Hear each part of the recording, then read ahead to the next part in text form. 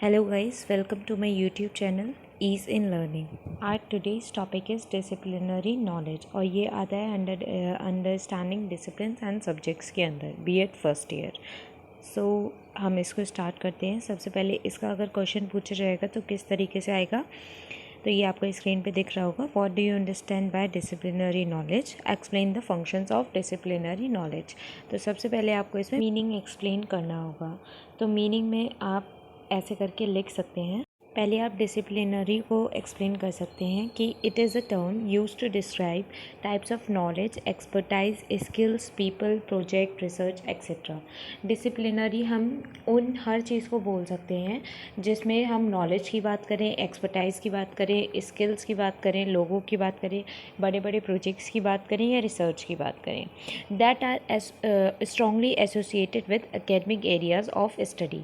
क्योंकि हम डिसिप्लिनरी की बात कर रहे हैं तो ये वो वाला डिसिप्लिन नहीं है जो बच्चों को मतलब अनुशासन रहने में सिखाया जाता है। ये हमारा एकेडमिक से रिलेटेड है। तो हम जब भी इन सब चीज़ों की बात करेंगे तो हम एकेडमिक से ही रिलेटेड एरियाज़ में बात करेंगे।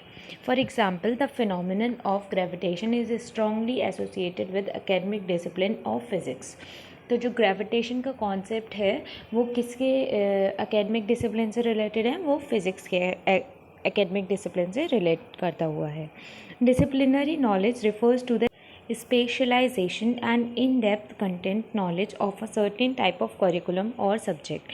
तो डिसिप्लिनरी नॉलेज क्या है? किसी भी एक कंटेंट के ऊपर एक स्पेशलाइजेशन नॉलेज होना और इन डेप्थ नॉलेज होना कि आपको उसके बारे में हर छोटी से छोटी और बड़ी से बड़ी चीज़ पता है। तो ये क्या हुआ? ये हमारा डिसिप्लिनरी नॉलेज हुआ। अब हम बात करेंगे इसके नेचर की। तो सबसे पहले आएगा vast.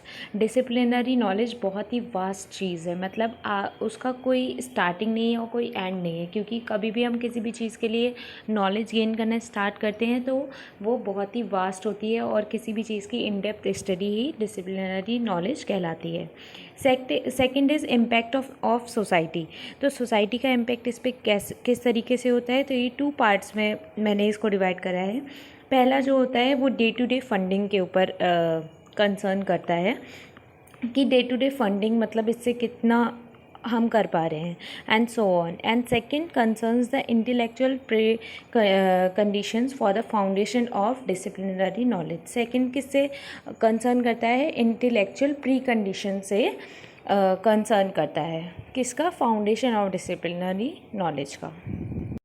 Third is in values. तो वैल्यूज़ के बारे में हम जब बात करते हैं तो जो प्रैक्टिशनर होते हैं जो कि डिसिप्लिनरी नॉलेज को प्रैक्टिस करते हैं, उन्होंने किस तरीके की लैंग्वेज यूज़ करी है, क्या स्टैंडर्ड ऑफ ट्रुथ यूज़ करा है उसमें। तो हम इन 2 चीज़ों की या इससे अलग हट के भी जो भी मतलब उसका नेचर है हम उसकी बात करते हैं इन वैल्यूज़ में। Fourth is the in teaching syllabus. तो जब हम डिसिप्लिनरी नॉलेज के नेचर के बारे में बात करते हैं तो elements of discipline must be present in text और course of study.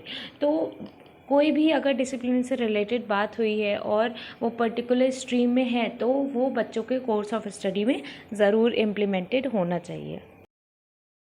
Disciplinary knowledge का जो नेचर है वो रिसर्च ओरिएंटेड भी होता है। क्योंकि हम जब किसी चीज़ की स्टडी करते हैं, इन डेप्थ स्टडी करते हैं, तो हमको वो उसमें इतना इंटरेस्ट आ जाता है कि हम और ज़्यादा मतलब उसमें रिसर्च करना चाहते हैं। And the sixth and the last one is as expertise knowledge. जो हमारे एक्सपर्ट पीपल हैं वो किस चीज़ में इंगेज हैं? वो क्रिएटिंग एंड अप्लाइंग नॉलेज में इंगेज्ड हैं, जैसे कि solving a problem and to evolve a new knowledge. ये भी किसका नेचर है? ये भी एक करेक्टरिस्टिक, ये एक नेचर है डिसिप्लिनरी नॉलेज का। आप इन 6 पॉइंट्स को फ्लो चार्ट के वे में भी रिप्रेजेंट करके एंड देन एक एक करके आप इसको एक्सप्लेन कर सकते हैं। अब बात करते हैं functions of disciplinary knowledge and school curriculum. तो ये 5 फंक्शंस मैंने लिख रखे हैं। मैं आपको एक एक करके एक्सप्लेन करूँगी, लेकिन मैंने इसका एक्सप्लेनेशन इसमें नहीं दे रखा है क्योंकि ये बहुत ईजी है और आप अपनी ओन लैंग्वेज में भी इसे एक्सप्लेन कर सकते हैं। First is explanation. जिस भी इंसान को या टीचर को डिसिप्लिनरी नॉलेज की अच्छे से नॉलेज होगी, अच्छे से समझ होगी, तो वो बच्चों को बहुत ही अच्छे से एक्सप्लेन कर सकता है कोई भी topic. Second is presentation of contents. जो कंटेंट जो ऑथर बुक लिखते हैं वो एक तरीके से डिसिप्लिनरी नॉलेज ही उनके पास होती है, तभी वो बुक लिख पाते हैं, तो वो कंटेंट्स अच्छे से प्रेजेंट कर पाते हैं। Third is motivation and creation of interest. जब आप बच्चों को अच्छे से पढ़ाएंगे तो बच्चों का जो इंटरेस्ट है वो भी जगेगा और वो मोटिवेट भी होंगे। Fourth is evaluation. कोई भी कॉपी वगैरह चेक करने में या टेस्ट पेपर या एग्जामिनेशन एवेल्यूएशन में हमें इससे हेल्प मिलती है। And the last one is research projection. जब कोई डिसिप्लिनरी नॉलेज मतलब इन डेप्थ नॉलेज किसी की भी ले लेगा तो वो रिसर्च प्रोजेक्शन भी अच्छे से कर पाएगा। Thank you for watching my video. And अब मैं इसके बाद जो वीडियो अपलोड करूँगी वो होगी इम्पॉर्टेंट टॉपिक्स की of understanding disciplines. So stay tune. Thank you for watching. Do not forget to like, share and subscribe.